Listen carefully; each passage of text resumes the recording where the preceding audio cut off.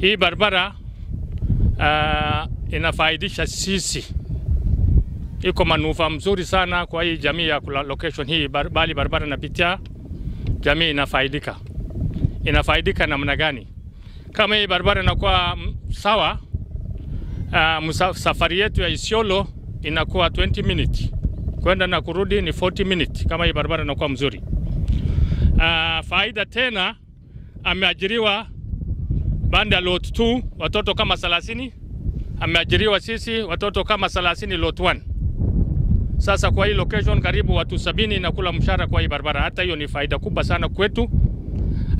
Na pia profit yetu, material ya mchanga ile natengeleza na hii barabara katika hii location tumefaidika kwa hiyo profit. Kwa hiyo